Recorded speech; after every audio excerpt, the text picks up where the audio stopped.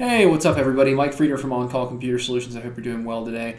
Wanted to just take a minute and answer a question from one of our viewers about ransomware. They say, hey, Mike, I'm just curious, how does ransomware actually get into so many systems? Great question, Chris, and I'll do my best to answer that. There's a lot of different ways that ransomware gets in, but I'll try to cover the top two and maybe even some tips on what you can do to prevent it. Number one way that ransomware actually gets into systems is through something called remote desktop. So Microsoft has remote desktop built into every single computer, and a lot of times what is happening is a hacker or bad actor, or whoever it is that wants to infect the system, is actually running scans out on the internet on IP addresses to see who is answering back that their remote desktop is turned on and answering calls for a login and password. And so what will happen is someone will essentially have remote desktop open and available to the outside world, whether it's by accident or on purpose for ease of remotely logging in. And then that person will actually, the bad actor, will essentially run a brute force password attack. So what that means is they have a piece of software that runs on either their computer or a series of computers they may have previously infected, and controlled. And what they're doing is they're essentially trying combinations of usernames and passwords that are maybe likely to work, maybe not. But the reality is there's nothing really built into Windows without some additional configuration that stops someone from trying millions of times to log into your system. It just doesn't exist. So they use essentially a brute force password attack to try millions of combinations until they get lucky and hit one that allows them in. It's a pretty nasty technique, and I'm going to show you right now exactly how to stop that from happening. So if you're on a Windows computer, you can pull up your control panel, and I'll demonstrate right here on mine. Here's the system icon. You can click there, and you can go to Advanced System Settings. I'll pull that over. And there's a tab that says Remote. And under the Remote tab, you'll see that there's an area that says Remote Desktop. Now, for most people, this option should be set to don't allow remote connections to this computer. And the reason is because there's no need to, right? So if there's no need to allow remote access, then hey, there's no real need to allow remote access, right? It's safer if it's not allowed. But what a lot of people are doing is they're sort of enabling this remote access so that they can remotely work from home. Right at this very moment of this video, we happen to be in the middle of the COVID-19 crisis, so people are working a lot more from home. So the easy way to get access is just check that box, and then your firewall will need to be allowing a port called 3389. That's the default RDP or Remote Desktop Services port.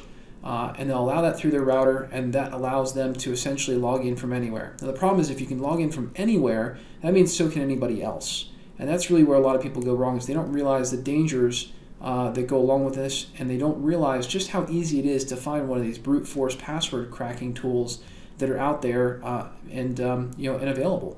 So again, easiest way is number one, always make sure this is set to no. Now let's say that you do have a need to set your machine to be remotely controlled. In that scenario, you should contact your IT company or your IT department, and you should have something called a VPN put in place. And a VPN is an extra sort of layer of protection that's typically built into a firewall that allows someone to connect to the firewall with a separate username and password. Sometimes also now they're using two-factor authentication. I know we do on ours.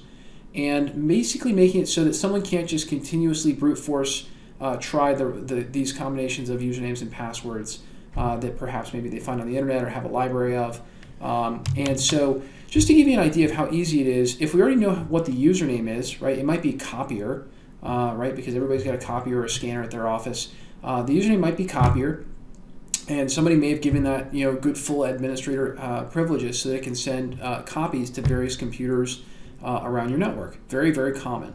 And so what will happen is they'll already know what the username is, or they'll try scanner or copier. Those are two very common ones found on most networks. So they've already got one piece of information, and then chances are pretty good that the password might even be just like a variation with a couple of special characters of the word copier or scanner.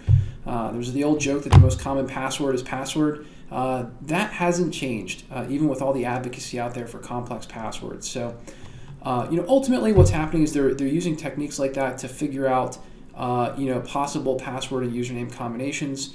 They get in as administrator, and all of a sudden the keys to the castle are theirs. Now beyond that, what I can also tell you is there's also ways to get in through email. Again, click a bad link and authorize a program to execute, and maybe your antivirus isn't going to stop it. So we've got to be careful about what we click on in email.